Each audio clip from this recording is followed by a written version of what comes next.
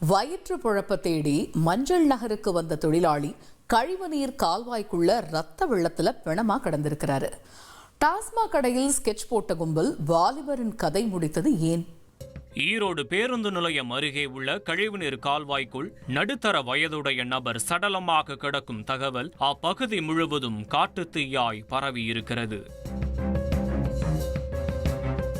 சம்பவ இடத்திற்கு விரைந்து வந்த போலீசார் இறந்தவரின் சடலத்தை பிரேத பரிசோதனைக்காக அனுப்பி வைத்துவிட்டு விசாரணையை தொடங்கியுள்ளனர்.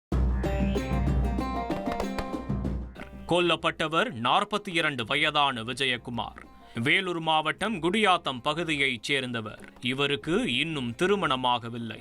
சொந்த ஊரிலிருந்து வேலை தேடி மஞ்சள் மாநகரத்திற்கு வந்த விஜயகுமார் தனியார் நிறுவனத்தில் ஹவுஸ் கிளீனிங் வேலை செய்து வந்துள்ளார். இந்நிலையில்தான் கடந்த 7ஆம் தேதி இரவு பேருந்து நிலையம் அருகே உள்ள டாஸ்மாக் கடையில் மது அருந்திய விஜயகுமார் அங்கிருந்து போதையில் நடந்து சென்றது அப்பகுதியில் பொருத்தப்பட்டிருந்த சிசிடிவி கேமராவில் பதிவாகியிருந்தது. டாஸ்மாக் கடையிலிருந்து விஜயகுமாரை 3 மர்ம நபர்கள் பின்தொடர்ந்து சென்றிருப்பதையும் போலீசார் அடையாளம் கண்டுள்ளனர். அதில் ஒருவருக்கு ஏற்கனவே குற்றப்பின்னணி இருந்த காரணத்தால் உடனடியாக சந்தேகத்திற்குரிய நபர்களை விசாரணை வலயத்திற்குள் கொண்டு வந்திருக்கிறார்கள். அவர்களிடம் மேற்கொள்ளப்பட்ட கிடுக்குப்பிடி விசாரணையில் இந்த கொலை சம்பவத்தின் முழு பின்னணியும் வெட்ட வெளிச்சத்திற்கு வந்துள்ளது. சம்பவத்தன்று டாஸ்மாக் கடைக்கு வந்த விஜயகுமார் அவருடைய பையில் நிறைய பணம் வைத்திருப்பதை கிருஷ்ணபாளையம் பகுதியைச் சேர்ந்த செல்வராஜ், சுகிர்தன் மற்றும் முகேஷ் ஆகிய மூவரும் நோட்டமிட்டுள்ளனர். இதில் செல்வராஜ் மீது ஏற்கனவே திருட்டு வழக்கு இருப்பதாக போலீசார் தெரிவித்துள்ளனர்.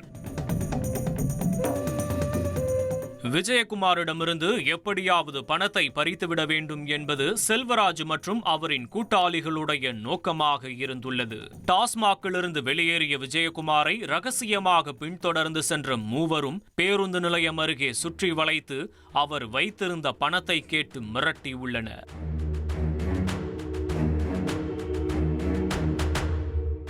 அப்போது போதையிலிருந்த விஜயகுமார் மூவரையும் தற்காப்பிற்காக தாக்கியுள்ளார். இதனால் ஏற்பட்ட கைகலப்பில் போதையிலிருந்த மூவரும் விஜயகுமாரின் தலையில் கல்லை போட்டு மிக கொடூரமாக கொலை செய்திருப்பது விசாரணையில் உறுதியாகியுள்ளது.